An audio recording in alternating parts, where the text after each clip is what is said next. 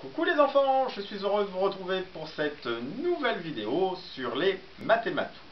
La dernière fois, nous avons découvert un nouveau nombre, c'est le 9. Alors ce nombre parfois pose problème. Pourquoi? Parce qu'il ressemble au 6. Regardez bien ici, je vous ai préparé un petit dessin qui j'espère vous aidera à mieux vous y retrouver. Alors, quelle est la différence entre le 6 et le 9? On a des points communs d'abord. Qu'est-ce qui est commun? Qu'est-ce qu'on retrouve dans les deux? Oui, j'entends un rond. C'est vrai qu'il y a un rond dans le 6 et dans le 9. Qu'est-ce qu'on a aussi? On a aussi une queue dans le rond et dans le 9. Maintenant, qu'est-ce qui n'est pas pareil? Quelle est la différence entre le 6 et le 9? Bien vu. Dans l'un, le rond est en haut, c'est dans le 9. Dans l'autre, le rond est en bas, c'est dans le 6. Qu'est-ce qui n'est pas pareil encore? Bien, dans le 9, la queue est à droite. Dans le 6, la queue est à gauche. On peut aussi dire que dans le 9, la queue est en bas, et dans le 6, la queue est en haut. Alors, regardez bien, je vous ai fait en dessous deux petits dessins qui devraient vous aider à vous y retrouver dans ce 6 et dans ce 9. Le 9 a la forme d'un bonhomme à la tête d'œuf. Regardez sa tête. Elle a la forme d'un œuf.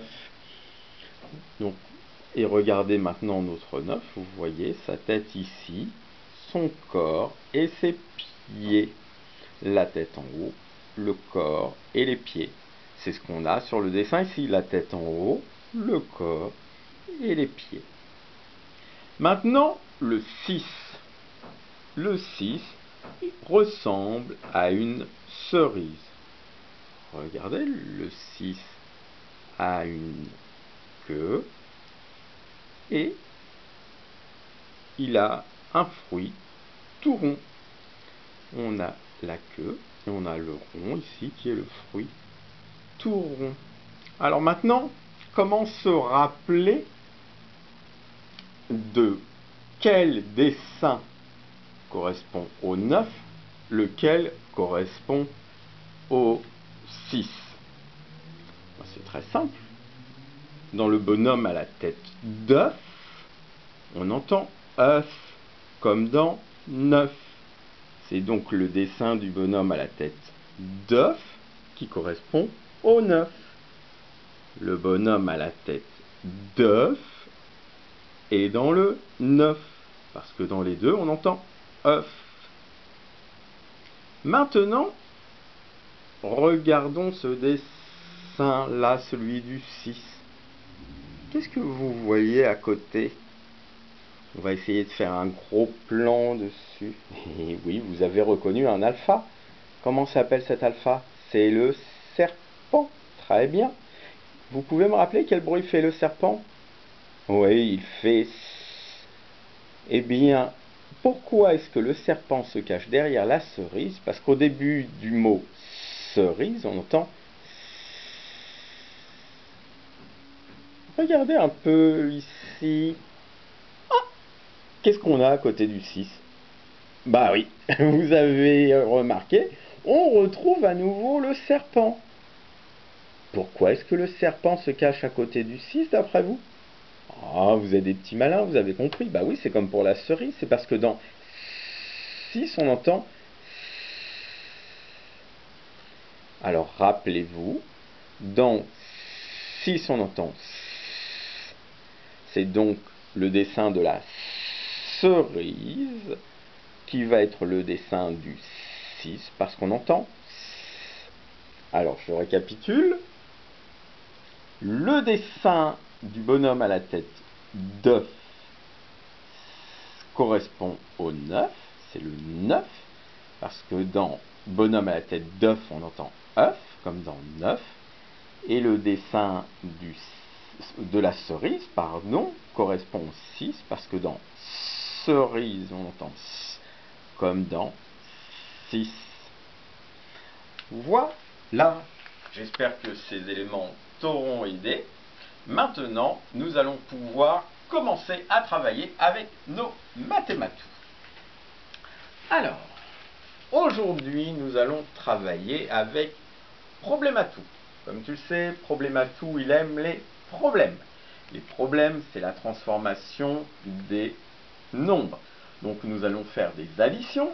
Les additions, ce sont les opérations avec des plus. Et nous allons aussi faire des soustractions. Les soustractions, ce sont les opérations avec des moins. Est-ce que vous êtes prêts? Oui? Alors, allons-y. Vous allez bien regarder ces deux cartes. Hop. Alors, qu'est-ce que vous avez vu? Des crayons, bien joué. Combien est-ce qu'il y avait de crayons sur ces deux cartes? Oui, j'entends des enfants qui me disent 9. Bien, j'en entends aussi qui me disent 8. Alors, sur quelle fiche est-ce qu'on a 9 crayons? Sur celle de droite ou sur celle de gauche? Et oui, exactement, c'est sur celle de gauche. La voici. C'est ici qu'il y a 9 crayons. Il y a 5 crayons en haut, 4 crayons en bas, ça fait 9. Et sur quelle fiche est-ce qu'il y a 8 crayons? Eh oui, c'est sur celle de droite. Il y a 5 crayons en haut et 3 crayons en bas. Et 5 et 3, ça fait 8. Très bien. Alors maintenant, sur laquelle de ces deux fiches est-ce qu'il y a le plus de crayons? Bien joué, c'est sur celle de droite.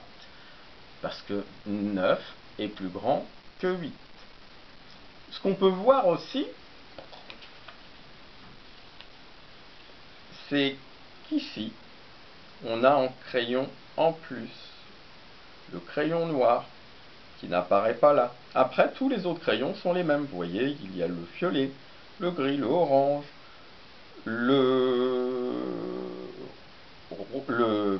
vert, le fuchsia, le bleu clair, le jaune et le rouge. Alors, ici on a 8 crayons, et là, on a dit qu'on en a un de plus. Donc, ceci, on peut l'écrire. 8 plus 1 égale 9.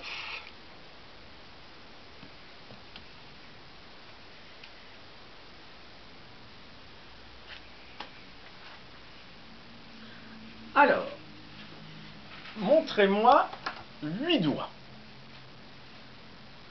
Alors, il y a plein de façons de le faire. On a vu la dernière fois qu'on pouvait faire 3 et 5, 5 et 3, qu'on peut faire 4 et 4 aussi. Alors, moi je vais prendre 4 et 4. Combien de doigts est-ce que je vais lever pour en avoir 9? Bravo, j'ai entendu. Un doigt. Voilà. Et on arrive à 9. Donc, on retrouve ce qu'on a écrit ici. 8 plus 1 égale 9. J'avais 8 doigts levés au départ. J'en ai levé un autre. Le plus veut dire qu'on en ajoute un, qu'on enlève un de plus. Et à la fin, ça fait 9. 8 plus 1 est égal à 9. Alors, continuons.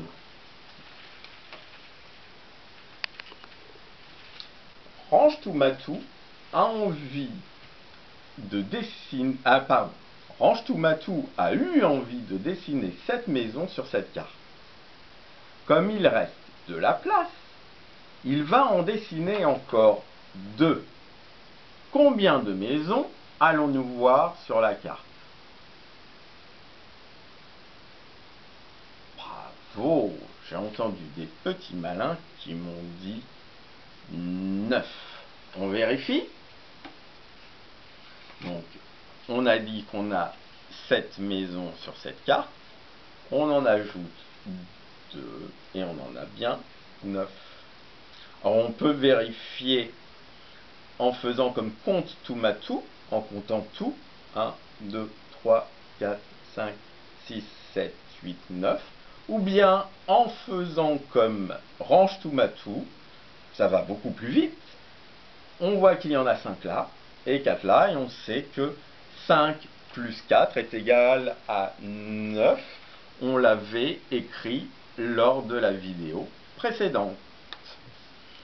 Alors, par contre, cette fois-ci, quelle opération est-ce qu'on a faite? Là, on en avait combien? 7. Et on en a rajouté combien? 2. Et à la fin, ça faisait combien? Ça faisait 9. Donc, est-ce que tu serais capable de me dire, au niveau mathématique, ce que je vais écrire sur le tableau maintenant? Vous voyez, j'ai entendu quelqu'un dire 7 plus 2 égale 9. Tout à fait. 7 plus 2 égale 9. J'avais 7 maisons, j'en ai ajouté 2, le plus veut dire qu'on les ajoute, et ce sont 2 maisons qui ont été ajoutées, et ça fait 9. Le égal veut dire que cela fait 9. Donc 7 plus 2 est égal à 9. Voilà, nous avons terminé pour aujourd'hui.